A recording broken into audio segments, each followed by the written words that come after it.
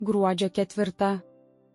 Jei tad jūs, būdami blogi, mokate savo vaikams duoti gerų daiktų, juo labiau jūsų tėvas iš dangaus duos šventąją dvasią tiems, kurie jį prašo. Luko Evangelija 11 skyrius 13 eilutė.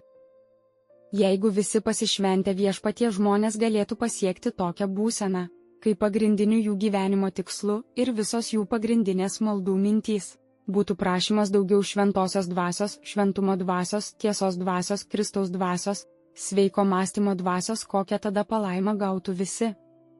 Jei tada jie grumtųsi su Viešpačiu iki pat aušros, jų įsikibimas į jį tikrai atneštų trokštamą palaiminimą. Nors Viešpats apreiškė save savo žmonėms, norėdamas duoti tą palaiminimą, tačiau jis jo nesuteikia, kol jie neišmoks jo vertinti ir nuoširdžiai jo trokšti. Kada mūsų Viešpats pasakė savo mokiniams, kad jie yra blogi, nemanė, kad jų ketinimai yra blogi, greičiau, kad jie yra puolę prote ir širdyje. Vis dėlto tai turėjo reikšti, kad jie dar turėjo Dievo paveikslo likučių, kurių dėka žino, kaip duoti natūralių gerų dovanų savo vaikams ir sugeba jas duoti. Mūsų Viešpats įrodo, kad jei netobulas žmogus gali padaryti kažką gero, tai tuo labiau absoliučiai tobula asmenybė gali padaryti daug daugiau gėrio.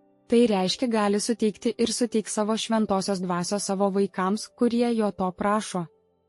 Šventosios dvasios dovana yra pati didžiausia dvasinė dovana. Iš tikrųjų, tai yra suma visų mūsų dabartinių dvasinių palaimų ir yra rankpinigiais mūsų amžino paveldėjimo. Todėl prašymai šventosios dvasios turėtų būti pagrindinė tema visų mūsų maldų, išsakytų mūsų dangiškajam tėvui.